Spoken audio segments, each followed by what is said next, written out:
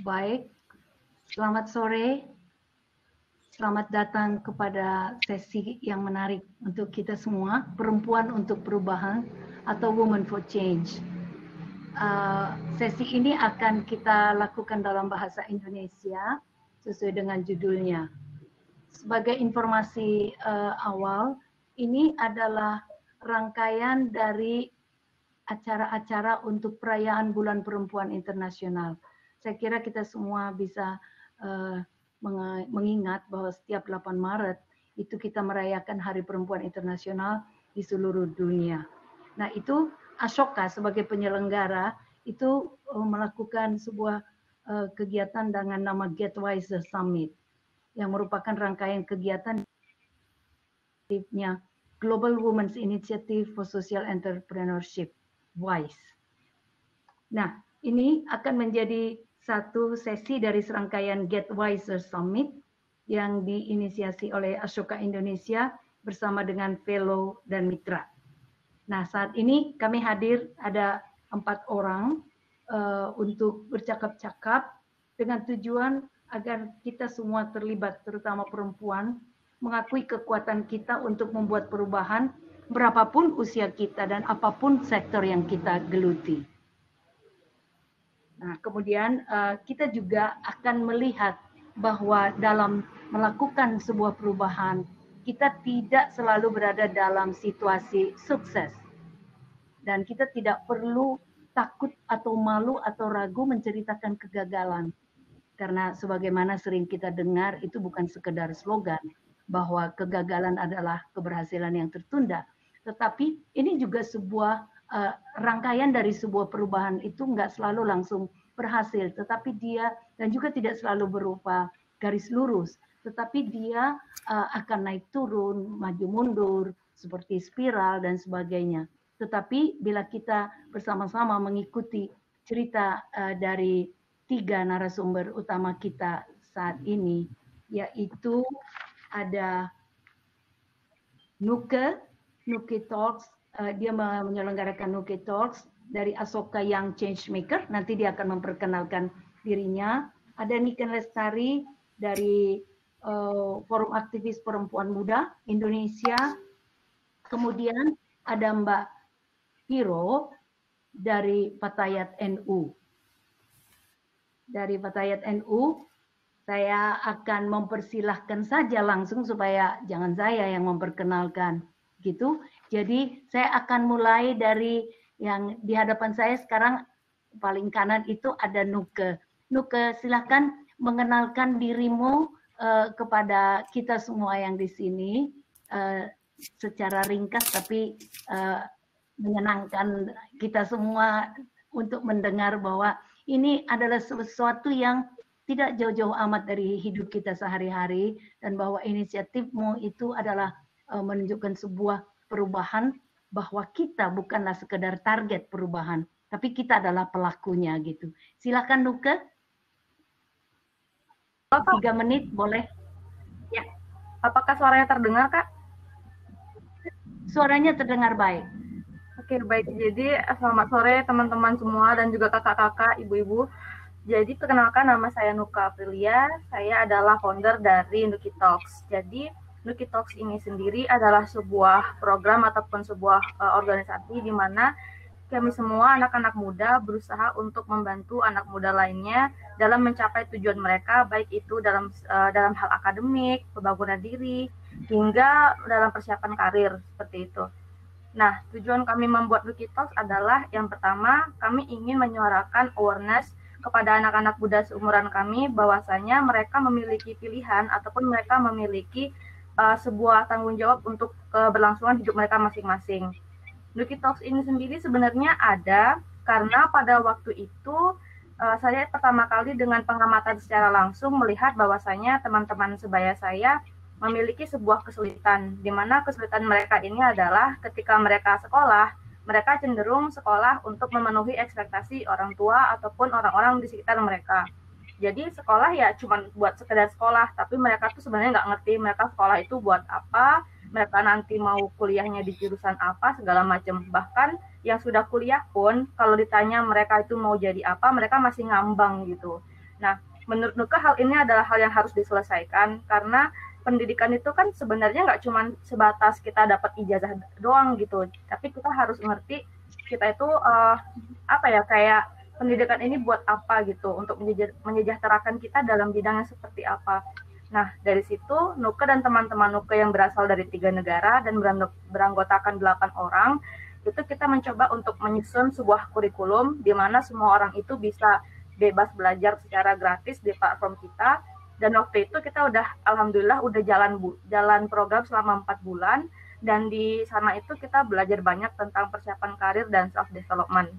Hal itu kayak kita bagikan secara gratis selama 4 bulan itu, dan tidak menutup dari berbagai background gitu. Jadi kayak anak-anak ataupun teman-teman kita yang masih berumur kayak minimal 15 tahun sampai umur yang tidak ditentukan, itu bisa bergabung, belajar, dan nantinya mereka akan sharing-sharing tentang ilmu apa aja yang sudah mereka dapatkan gitu. Jadi basicnya anak muda yang berbagi untuk sama anak muda untuk meningkatkan taraf kesejahteraan hidup anak muda itu sendiri.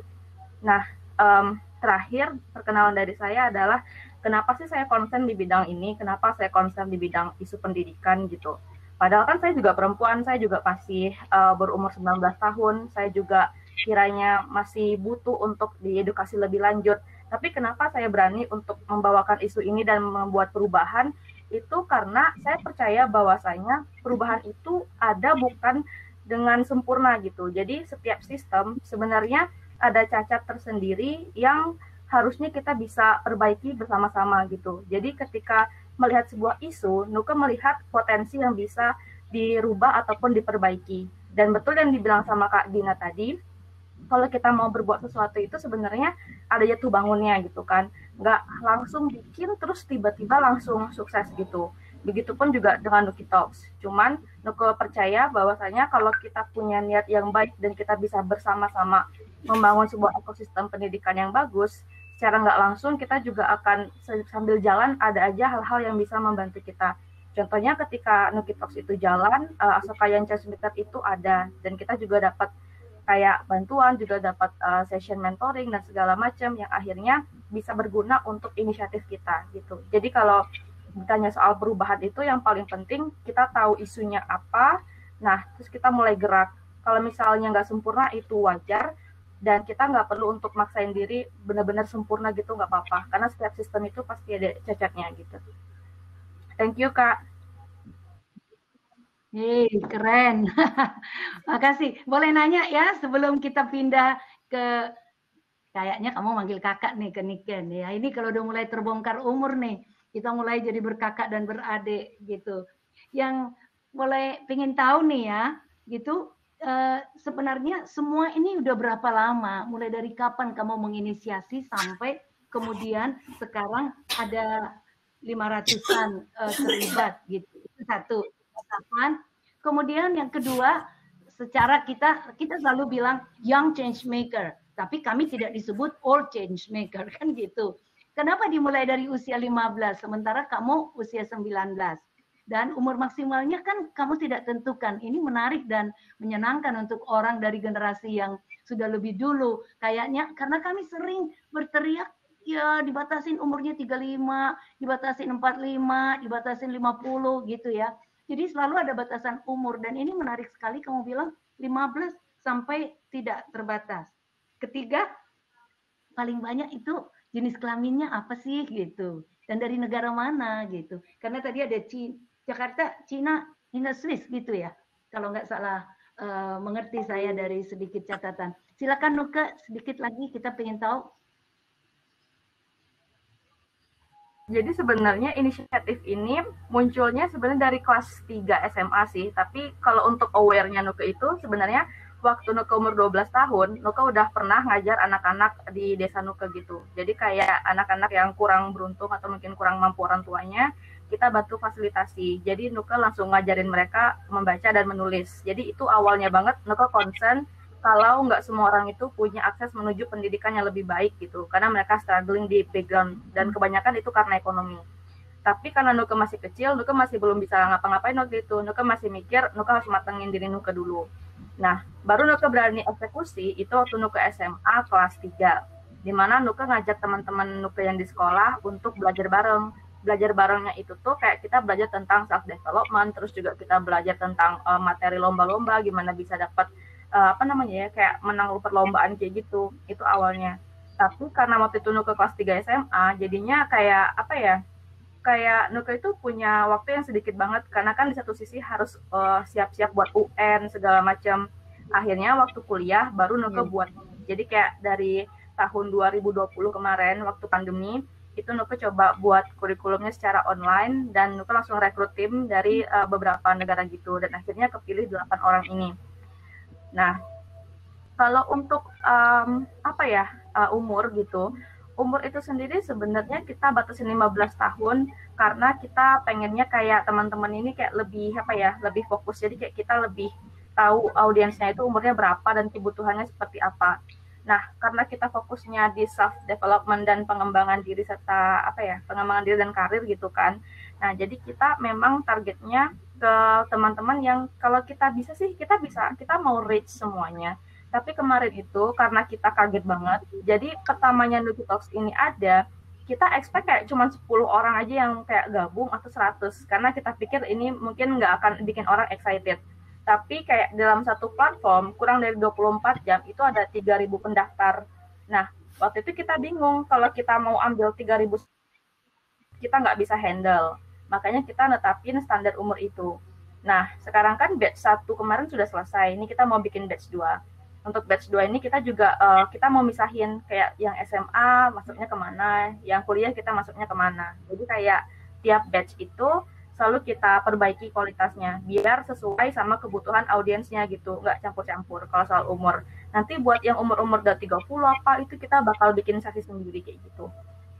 Jadi kalau ditanya lebih lanjut sebenarnya Nuki Talks itu tuh kayak kita itu pengen belajar tapi belajarnya bareng dalam sebuah komunitas di mana kayak kita saling, karena kebanyakan waktu itu kayak apa ya, kayak anak-anak sumuran Nuke kan atau mungkin yang udah umur 25-an gitu tuh kayak keserang quarter life crisis gitu kan. Jadi kayak mereka feeling like they're alone, mereka sendirian, mereka nggak tahu mau ngapain, mereka itu bingung, kayak mereka sebenarnya punya banyak rencana tapi nggak tahu startnya dari mana dan segala macam. Nah itu kita bikin Nuki Talks ini konsepnya itu fun learning and empathy. Jadi nggak cuma kita belajar doang, tapi kita juga memupuk apa ya, kayak empati gitu. Jadi kayak antara satu anggota dengan anggota yang lain, member-member yang lain, itu kita tempatin di sebuah grup di mana mereka bisa saling interaksi dan saling mendukung kayak gitu. Jadi kita nggak cuma sediain platform buat belajar, tapi juga support group supaya mereka itu bisa geraknya bareng-bareng kayak gitu. Oke, kayaknya tadi jenis kelaminnya belum terjawab. Nggak apa sih kalau nggak ada data ya. Tadi agak penasaran aja, ini paling banyak peminatnya perempuan apa laki-laki gitu. Kalau masih boleh. Iya. Kalau untuk gender sendiri, karena kita itu pengennya merangkul semua orang, karena kita percayakan kalau education itu sebenarnya bisa apa namanya, kayak nggak ada hal-hal tertentu gitu dalam membatasi pendidikan. Hal yang namanya pendidikan itu hak buat semua orang kan. Jadi kita terbuka buat perempuan maupun laki-laki gitu. Dan kalau secara gender kita kemarin nggak ambil surveinya, cuman itu imbang sih antara perempuan sama laki-laki, itu mereka saling belajar. Jadi kayak kita yang kita ketahui itu minat belajarnya itu nggak dibatasin sama gender. Jadi memang mereka gabung aja, dan bagi kita itu bukan kayak sebuah isu yang besar. Tapi kalau ditanya soal perempuannya itu kayak lebih mendominasi sih. Jadi kayak perempuannya lebih aktif kalau dalam organisasi gitu.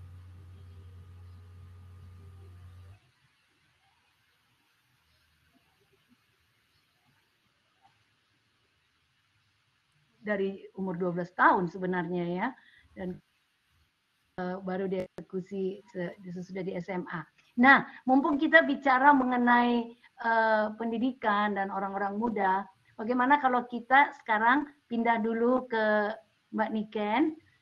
Niken ini koordinator dari sebuah forum aktivis perempuan muda. Bisa cerita apa sih ini? Soalnya orang kan suka takut kalau aktivis nanti kerjanya kali demo-demo melulu gitu. Jangan-jangan udah pada pergi ke Myanmar, ngapain gitu. Silakan Niken, waktu ada sekitar 3 menit. Oke, terima kasih Kak Dina. Saya Niken Lestari. Saya sekarang ini menjadi koordinator pelaksana dari Forum Aktivis Perempuan Muda Indonesia yang merupakan organisasi perempuan yang fokus pada peningkatan kapasitas dan kepemimpinan aktivis perempuan muda di Indonesia untuk keberlangsungan gerakan perempuan di akar rumput. Dan kami dideklarasikan pada tahun 2012. Sebelumnya kami sudah beraktivitas tapi dengan nama Just Associate Indonesia. Tapi kemudian kami ingin punya identitas sendiri, jadi kemudian kami mendeklarasikan dengan nama yang baru gitu. Kemudian beberapa kegiatan kami terutama itu memberikan peningkatan kapasitas dengan cara misalnya pelatihan.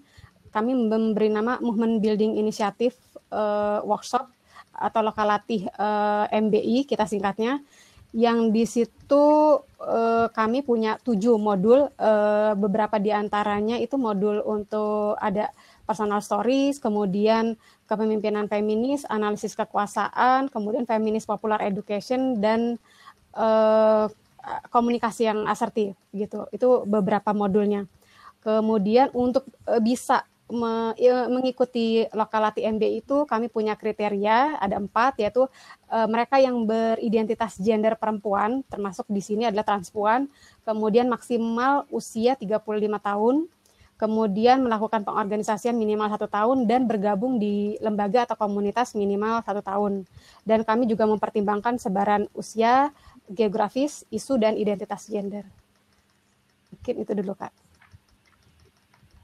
Oke, menarik ya. Jadi tadi Nuke bicara mengenai pendidikan untuk semua. Sebenarnya itu education for all gitu ya. Nah ini juga pendidikan kedengarannya, tetapi untuk membangun gerakan gitu. Nah kalau dibilang gerakan itu ngapain aja sih? Soalnya nari juga bergerak-gerak. Gitu. Dan ini kelihatannya dibatasin banget umurnya. Jadi kita keder juga ini ya, hanya sampai 35 kan gitu ya. Dan kemudian kalau dibilang di seluruh Indonesia, apakah benar-benar seluruh Indonesia sudah terwakili di yang ikut di MBI? Berapa orang sekarang yang pernah ikut MBI gitu? Silakan. Oke, kalau untuk saat ini tidak kurang dari 350 orang yang pernah mengikuti Lokalatih MBI, dan seperti juga kriteria tadi hampir semuanya adalah beridentitas gender perempuan. Kemudian kami membuat batasan 35 tahun karena banyak perempuan kemudian mulai bergabung ke dalam aktivisme sosial itu pada usia 20-an, tapi kemudian banyak juga yang berpindah organisasi. Makanya di FAM Indonesia sendiri keanggotaannya bersifat individu, bukan bersifat lembaga atau organisasi gitu. Kemudian kami batasi karena kemudian ketika mereka bergabung dengan FAM Indonesia itu mereka akan tetap menjadi anggota FAM Indonesia setelah mereka berusia di atas 35 tahun. Contohnya aku sendiri bergabung di FAM Indonesia itu sejak 2008 sekitar usia 28 atau 29. Kemudian di FAM Indonesia sendiri untuk bisa menjadi calon koordinator pelaksana itu maksimal usianya 40 tahun gitu. Setelah itu kemudian ini untuk memastikan bahwa ada regenerasi kepemimpinan seperti itu. Maaf, tadi ada beberapa pertanyaan yang mungkin aku belum jawab, Kak. Tentang gerakan itu sendiri, persisnya sebenarnya apa? Yang menarik dari FAM Indonesia ini adalah kami lintas isu. Anggota FAM Indonesia bergerak di lintas isu. Jadi di dalam FAM Indonesia kami belajar untuk membangun gerakan yang lintas isu, lintas sektor ibaratnya, sehingga tidak mengkotak-kotakan lagi kamu bergerak di isu apa, kemudian strategi kamu apa gitu. Jadi justru yang ingin kita bangun di sini, kita sebagai aktivis perempuan punya visi bersama, terlepas dari apapun strategi yang kita gunakan di lembaga, terlepas dari isu apa yang kita perjuangkan, tapi kita punya visi yang sama atau matahari yang sama untuk berjuang gitu.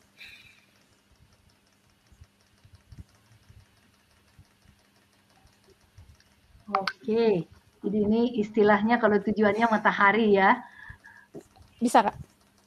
Halo, bisa dengar? Bisa dengar? Ya, oke. Baik, terima kasih Niken. Mari kita udah pasti udah pengen banget dengar ceritanya Mbak Viro ya. Silakan, ini Mbak Viro ini dari Fatayat NU. Pasti lebih seru dan lebih asik. Silakan Mbak Viro, tolong ceritakan dulu mengenai Mbak Viro sendiri. Terima kasih Kak Dina. Bagaimana, apa saja. Silakan. Sama serunya dengan teman-teman yang lain, dengan ceritanya Nuke dan juga Mbak Niken yang seru juga. Saya juga mengalami keseruan di lembaga kami, di organisasi kami. Saya Hijratul Maghfirah, biasa dipanggil Viro. Kebetulan saat ini saya bergabung di organisasi perempuan di bawah Nahdlatul Ulama atau Badan Otonom dari Nahdlatul Ulama, yaitu Fatayat NU. Ini adalah badan otonom untuk perempuan muda dari usia 25 sampai 40 atau maksimal 45 tahun gitu ya. Jadi itu masih kategori muda. Jadi Mbak Dina jangan khawatir. Tadi kan menanyakan usia mudanya ini, kalau di Fatayat NU rentangnya agak panjang gitu. Kalau di Deknuke kayaknya tadi masih muda-muda banget gitu ya. Nah, kami 25 sampai 45 Berapa tahun. Fatayat? Nah, kemudian kami di Fatayat NU seperti halnya tadi Mbak Niken, kami juga berada di seluruh provinsi, ada kepengurusan wilayah atau pimpinan wilayah. Kebetulan sudah ada di 34 provinsi di Indonesia, kemudian juga ada di kepengurusan cabang atau pimpinan cabang di setiap kabupaten dan kota. Dan kami juga sudah ada di 400-an lebih kabupaten dan kota. Kemudian di tingkat kecamatan kami ada pimpinan anak cabang, sampai di tingkat ranting kami, di tingkat desa kami ada pimpinan ranting, bahkan di beberapa cabang, terutamanya sih di wilayah Jawa ya, Jawa Timur, Jawa Tengah, ada pimpinan anak ranting atau yang berada di dusun-dusun. Fatayat NU struktur organisasinya ada di sana. Kebetulan saya bergabung di Fatayat NU sejak kepengurusan ini, yaitu 2015 sampai sebenarnya ini mau berakhir di tahun 2021. Karena background saya sebagai santri, keluarga santri NU, maka dari usia Nuke pun saya sudah bergabung di organisasi perempuan NU, yaitu Ikatan Pelajar Putri gitu, dari SMP bahkan. Jadi di Fatayat NU sebenarnya meneruskan saja gitu dalam tanda kutip ekspresi pengabdian saya terhadap perempuan, dan karena saya backgroundnya santri dan kanalnya NU, maka pengabdian saya melalui Fatayat NU seperti itu. Dan sama halnya dengan Mbak Niken juga di organisasinya yang lintas isu di PP Fatayat NU sendiri juga kita ada lebih dari 10 divisi, ada beberapa lembaga-lembaga juga di dalam organisasi itu. Jadi lintas sektor ya kayak negara lah, ada beberapa kementerian, ada bidang ekonomi, bidang kesehatan, bidang sosial, kemudian bidang advokasi, kemudian ada lembaga-lembaga bidang litbang dan media juga dan sebagainya. Dan juga ada lembaga-lembaga khusus, ada lembaga yang menaungi perempuan-perempuan penghafal Al-Quran dan daiyah, ada lembaga untuk pengaduan perempuan terkait kasus-kasus perempuan dan sebagainya. Dan ada yang terbaru itu ada namanya Garfa, Garda Fatayat, itu sebenarnya untuk mengkanalisasi teman-teman perempuan yang punya semangat dalam tanda kutip maskulinitas gitu, karena sebelumnya diajak oleh teman-teman Ansor, yaitu organisasi Badan Otonom NU yang laki-laki, kemudian mereka di training menjadi bagian dari Banser, jadi kita mengkanalisasi itu daripada dihandle oleh organisasi laki-laki, maka kami pun menganalisasi channeling karena kita sebagai perempuan kan juga ada sisi maskulinitasnya ya, dan di Fatayat NU juga menchanneling itu gitu dengan berdirinya Garfa atau Garda Fatayat yang nanti tugas-tugasnya adalah respons terhadap kebencanaan, respon terhadap ya hal-hal yang dalam tanda kutip yang selama ini kita asumsikan itu yang pekerjaan maskulin seperti itu. Kebetulan saya di Fatayat NU itu sebagai koordinator bidang pemberdayaan ekonomi. Di sana saya menginisiasi banyak program yang berkelanjutan. Yang tahun-tahun awal sih kami ada program namanya Ngaji Investasi.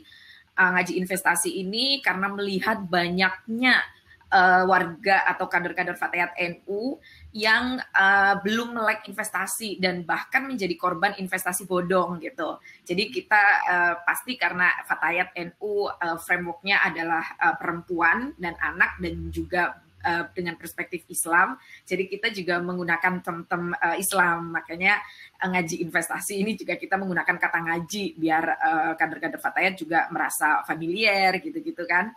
Nah, kami melakukan edukasi tentang bagaimana mengelola keuangan, bagaimana memilah investasi dan sebagainya. Dan yang kemarin juga ketika awal-awal pandemi sampai sekarang kita juga mengadakan banyak series kelas setiap bidang, bahkan ada series yang lembaga pengaduan perempuan itu juga LKP3A, itu di setiap wilayah kan ada, kita juga ada training dengan LKP3A bagaimana menerima pengaduan, ada beberapa yang ada call centernya, ada yang menggunakan, karena tadi organisasi kami adalah organisasi terstruktur sampai anak ranting, jadi bisa menggunakan door to door atau orang per orang melalui kader itu gitu. Jadi kita jemput bola, tidak harus mereka melaporkan seperti itu. Dan kebetulan di kami di bidang saya di bidang pemberdayaan ekonomi waktu selama pandemi dan sampai saat ini saya juga menginisiasi sebuah program yaitu Madrasah Ekonomi Perempuan. Lagi-lagi menggunakan term Islam ya. Ini ingin dengar ini apa ini tadi kita menggunakan term Islam, terutama term NU ya. Kalau madrasah itu adalah sekolah gitu kan. Biasanya sih sekolah Islam gitu ya, sekolah yang isinya kalau di desa saya sih sekolah yang isinya mempelajari tentang pelajaran-pelajaran keislaman seperti itu. Tapi di sini kita mempelajarinya tentang bisnis gitu. Jadi Madrasah Ekonomi Perempuan itu berisi semua anggota kader Fatayat NU yang mendaftar, yang memiliki bisnis rintisan maupun yang sudah maju untuk mengembangkan bisnisnya. Tapi karena terbatas, yang mendaftar ada 500-an orang, tapi karena kita kelasnya ada terbatas hanya 100 orang, maka kita pilih 100 orang, kita adakan series kelas dan coaching, bahkan nanti ada beasiswanya, yaitu 30 orang terbaik dari 100 kelas itu kita adakan coaching langsung dengan mentor-mentor bisnis yang memang sudah settle seperti itu. Jadi itu mungkin kegiatan aktivitas saya di Fatayat NU, Mbak Dina. Mohon maaf. Yang terakhir ini offline. Kita ngasih coachingnya juga pakai WA group, pakai WhatsApp group yang itu dijadwal, yang umpamanya setiap minggu, Sabtu Minggu mereka boleh share produk-produknya, terus hanya hari Rabu dan Kamis mereka bisa konsultasi dengan dengan mentor yang memang bergabung di grup tersebut. Ini untuk yang ini ya, yang dapat beasiswa ya setelah mereka dapat kelas series selama 2 bulan itu. Nah, jadi ya tetap dipandu. Nah, kita sih jangka panjangnya pengennya karena Fatayat juga mempunyai koperasi Yasmin, itu ada di seluruh cabang, bahkan di Ranting di desa saya dan di tetangga desa saya, omset koperasinya itu udah sampai miliaran, terutama di tetangga desa saya karena ada pasar desa ya. Jadi omsetnya itu udah sampai 5M. Karena anggota dari koperasinya itu kan kader-kader Fatayat yang berjualan di pasar dan sebagainya.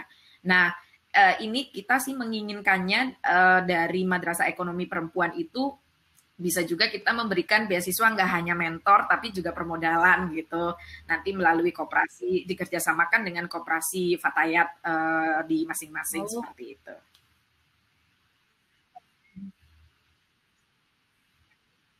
Oke, wow. Menarik sekali ya. Soalnya saya sendiri juga agak buta ya dengan gerakan-gerakan seperti ini. Oh, ada Bu, walaupun ada. Saya pernah ke sana loh Bu, ngisi ngaji investasi juga di 3 cabang di Sumatera Utara di apa ya? Aduh, saya lupa namanya. Agak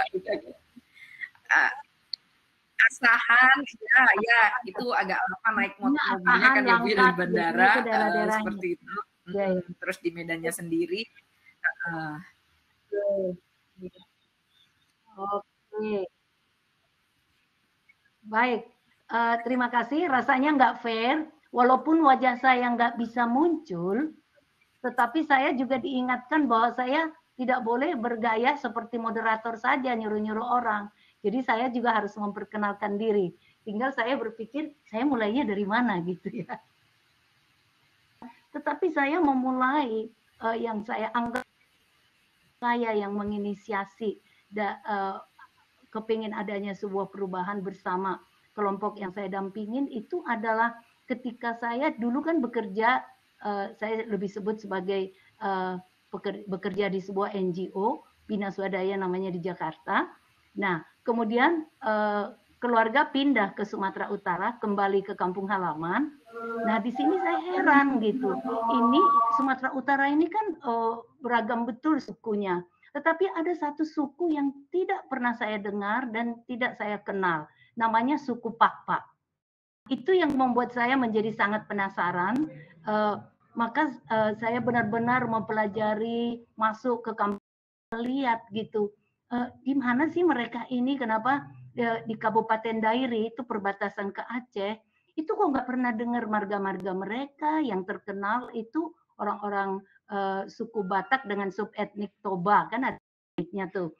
Itu lebih Toba. Saya memang sangat perhatian dengan suku-suku.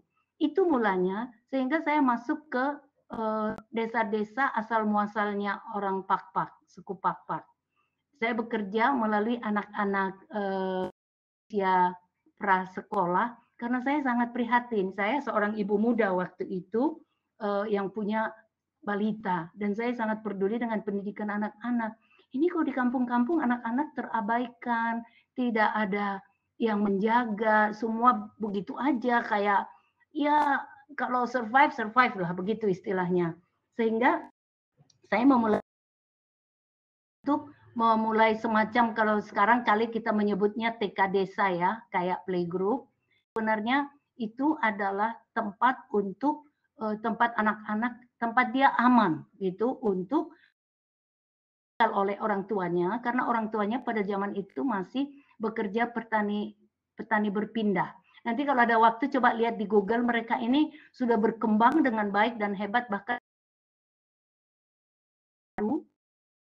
Aceh namanya Kabupaten Pakpak Barat, pakai H ya, Pakpak Barat. Nah itu, jadi pada zaman saya di sana tahun 90, itu anak-anak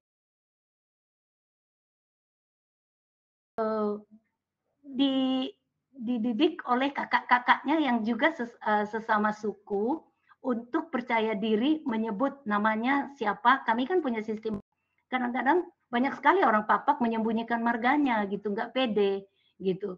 Jadi kalau pindah ke arah Aceh, ganti nama, misalnya marga Solin jadi namanya Solihin gitu. Masuk ke daerah Batak Toba yang tadinya marganya Solin juga jadi Pandiangan. Saya kebetulan kasih nama contoh-contoh marga satu itu karena ada beberapa yang saya kenal.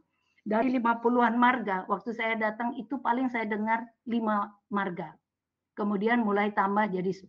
Sekarang udah banyak banget gitu. Itu yang boleh saya lihat perubahan. Tapi saya menjadi fellow-nya Ashoka. Kan ini Ashoka yang pelenggaranya. Saya menjadi fellow Ashoka. Waktu itu Ashoka kan dikenal sebagai lembaga yang ngurusin orang-orang aneh. Bahkan disebut orang gila gitu. Yang punya ide aneh-aneh, tidak populer, tidak ada duitnya gitu, nggak punya panggung gitu. Nah itu saya ditemukan oleh kawan-kawan yang sudah duluan di Ashoka gitu. Nah, di mana saya sekarang? Kalau saya ingat, saya mulai dengan anak-anak. Kemudian tentu saja kalau bekerja dengan anak-anak harus bekerja dengan orang tua. Bekerja dengan orang tua, saya paham kok orang tua yang dianggap harus ngurusin anak-anak itu ibu doang gitu. Padahal di Batak, marga kami ikut bapak. Nah ini gimana? Ini anak bapaknya kok ibunya doang. Mulailah saya sadar gender. Itu sebenarnya. Sehingga sampai sekarang saya lebih banyak bekerja di penguatan perempuan dari ekonomi, politik, dan terakhir di advokasi hak-hak seksualitas dan reproduksi perempuan. Gitu. Semoga nggak terlalu panjang gitu. Soalnya nggak fair banget ya saya nggak cerita. Nah, sekarang kita udah bercerita. Ada pertanyaan dari sebelah? Nggak ada. Oke. Nah, cuman Noha, dia senang sekali mendengar tentang Fatayat NU. Rasanya dia merasa tahu terminologi itu dan ingin nanti mungkin berhubungan connecting ke Ibu Viro. Sekarang coba kita lihat lagi ya. Tadi Nuke mempertanyakan ini anak-anak kos sekolah sekolah gitu ya. Bahkan orang udah mahasiswa pun nggak tahu mau kemana gitu. Sementara nggak tahu ya kalau di zaman saya punya banyak cita-cita. Ketemu guru, saya pengen jadi guru. Nonton TV ada namanya Tatik Titok, saya pengen jadi anchornya TV. Begitu. Dan mimpi saya bentar lagi pengen. Nah, di mana saya sekarang saya nggak ada yang saya sesali gitu. Nah, itu Niken kita nggak tahu. Pertanyaan saya, ada sih kira-kira latar belakang pendidikan kita yang membawa kita ke pekerjaan-pekerjaan perubahan ini gitu. Silakan siapa mau duluan? Ada nggak hubungannya gitu? Harus dihubung-hubungkan gitu. Karena ini juga akan menjawab Nuke. Nah. Silakan.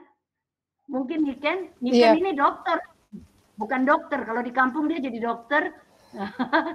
Bedanya dokter sama dokter Niken. Kalau karena salah satu latar belakang pendidikan itu aku tahun 2006 itu kan selesai pendidikan dari pasca sarjana kajian wanita, dulu namanya kajian wanita di Universitas Indonesia. Dan itu di tempat itu banyak belajar, banyak membaca. Jadi sepertinya momen yang tepat untuk bisa banyak membaca itu ketika meneruskan pendidikan dan pendidikan di sini dilihat dari kacamata yang lebih luas gitu. Dan saya banyak belajar tentang bagaimana membangun pendidikan kritis, kemudian belajar tentang feminist popular education itu dari Just Associate, kemudian juga dari FAM Indonesia, juga dari Pesada, Perkumpulan Sada Ahmo, dan PEKA. Dan latar belakang pendidikan itu yang kemudian membuat saya menjadi lebih tertarik lagi untuk belajar tentang soal peningkatan kapasitas, kepemimpinan, dan satu hal yang saya pelajari cukup baru itu soal relasi kuasa, analisis kekuasaan yang saya pelajari di JAS dan di FAM Indonesia, sehingga kemudian FAM Indonesia membuat analisis kekuasaan itu menjadi salah satu modul di pelatihan movement building inisiatifnya yang kami lakukan. Oke, jadi ini menarik ya, bahwa pendidikan itu sebenarnya bukan soal stratanya, strata berapa, subjeknya apa, tetapi pada akhirnya Niken membicarakan mengenai sebenarnya itu kalau saya mengerti itu bukan subjek-subjek yang masuk di SKS, di universitas gitu. Dan dia menyebut istilah pendidikan populer, pendidikan orang dewasa, atau pendidikan kritis. Nah ini mungkin bisa ada komentar Nuke. Sementara itu waktu kita memang begitu asiknya kita ngobrol, waktu kita semua tinggal 5 menit. Tapi bisa 1-2 menit untuk Nuke. Oke Kak, jadi aku setuju sih kalau soal pendidikan itu memang nggak dilihat dari background-nya. Kalau misalnya dia mau lihat secara akademik juga boleh, tapi sebenarnya kalau dilihat pakai kacamata yang lebih besar kan pendidikan itu nggak fokus di kayak nilai-nilainya doang, atau mungkin dia udah kayak nyentuh strata berapa segala macam. kalau buat Nuka pribadi sih kayak Nuka ngelihat pendidikan ini apa ya, kayak ada berbagai jenis pendidikan, ada berbagai jenis pelatihan dan juga kayak skill apa aja yang mau diasah gitu. Karena kan tiap individu itu beda, jadi kayak perspektifnya pun juga beda. Kalau misalnya dia mau fokusnya di bidang akademik, berarti dia bakal ambil di bidang akademik. Kalau misalnya dia berpikir bahwa pendidikan itu tentang gimana caranya menyelesaikan suatu masalah dan segala macam, dia bakal into some research gitu. Jadi aku setuju sih kalau misalnya education itu kita nggak bicarain soal dia tuh udah sampai ke tahap apa, tapi lebih ke dia udah work belum, dia udah kayak ngerti belum, dia mau ambil dari perspektif pendidikan di bagian apa, di bidang apa, dan dia udah into it or not gitu.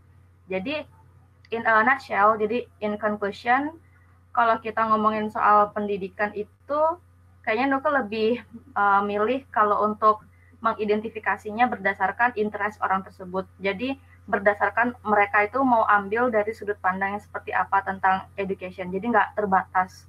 Malahan kalau semakin banyak jenisnya, makin variatif, itu kalau dikolaborasiin bakal jadi hal yang bagus banget. Itu juga yang kita implementasikan di program Nuki Talks. Jadi buat anak-anak yang gabung itu kita nggak cuma ngelatih mereka dari hal, oh kamu harus dapat karir A, B, C gitu. Tapi kita juga harus fokus sama hal-hal yang non-akademik di mereka. Jadi kayak kemampuan mereka berkomunikasi, bagaimana mereka caranya kayak mungkin mereka bikin apa ya macam social project juga, terus kita bina gitu. Jadi kita kayak menaungi semua orang-orang yang memang mereka berpikir pendidikan itu penting, tapi bentuknya bisa beragam kayak gitu. Oke, asik. Silakan Mbak Viro. Maaf tadi Kak Dina, ini karena rumah saya kan emang di samping masjid banget ya, dan udah mau maghrib jadi sound pengajiannya mengganggu banget. Tadi saya nggak begitu dengar pertanyaannya, tapi saya bisa dengan doa. Iya, saya bisa menangkap dari yang disampaikan Mbak Niken dan Nuke. Penting banget. Jadi yang mendasari saya sampai hingga saat ini saya terus mau mengupgrade diri itu karena ibu saya. Ibu saya itu hanya lulusan SD dan kebetulan dia juga aktivis Muslimat NU, itu organisasi perempuan di NU yang lebih tua lagi. Dan saya ingat banget saya adalah perempuan yang pertama di desa saya yang kuliah, dan banyak orang yang ngomong ngapain sih perempuan sekolah tinggi, tapi ibu saya mensupport dan mendasari mensupport dan yang langsung berargumen dengan masyarakat, yaitu orang sekolah itu bukan untuk mencari karir atau pekerjaan, tapi orang sekolah adalah untuk memerangi kebodohan. Karena bagi ibu saya kebodohan itu adalah musuh yang paling kelam untuk manusia, untuk siapa saja, terutama untuk perempuan.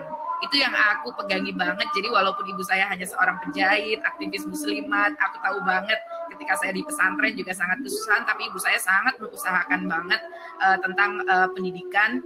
Dan akhirnya ke saya menjalani pendidikan itu dengan sukacita, dengan happy, sama dengan yang lainnya. Saya bukan orang yang linier, karena menganggap pendidikan itu bukan untuk karir, ya walaupun tidak semua orang yang linier itu untuk karir ya.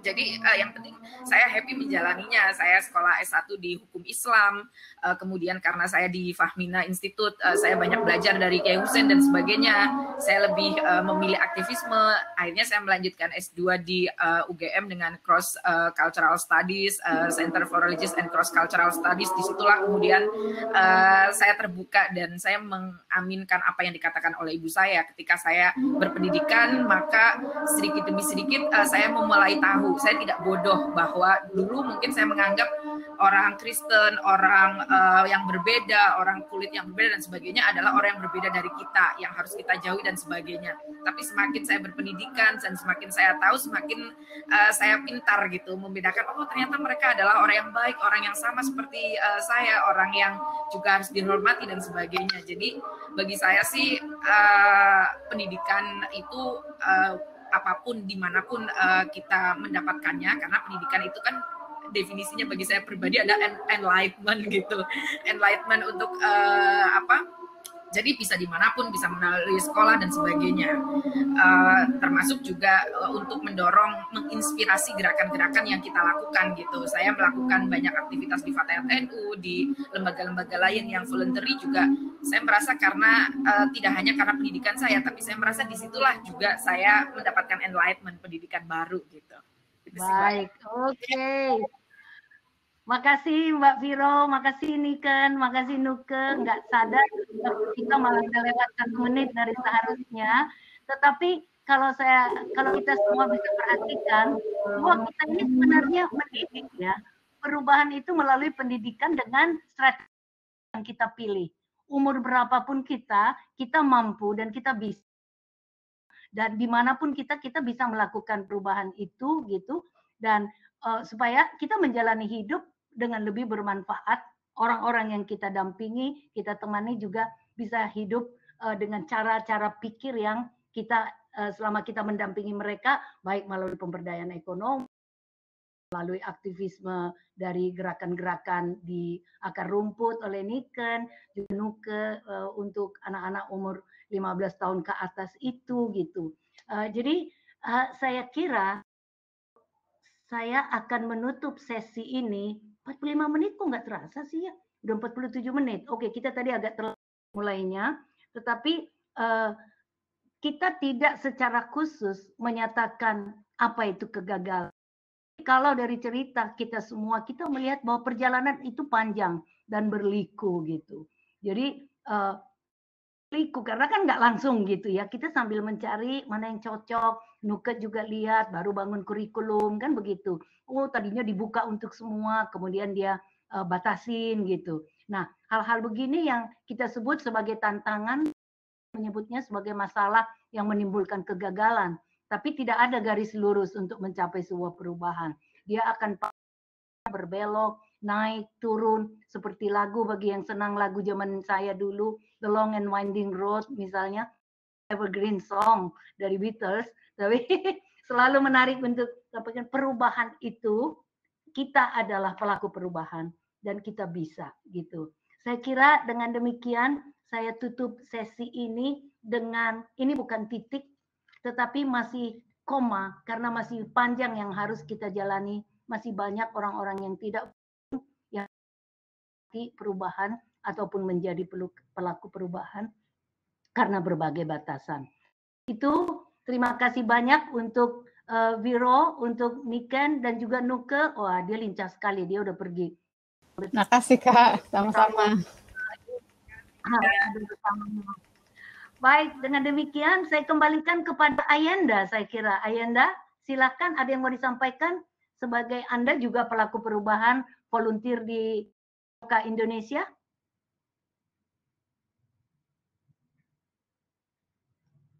Baik, Ayanda. The journey of change making is not linear. Sometimes we found failures, challenge, struggles, but it helps us to grow. That's from us. Oke, ya, silakan Ayanda. Tambahan dari saya. Sudah cukup. Semoga nanti kita bisa melanjutkan diskusinya.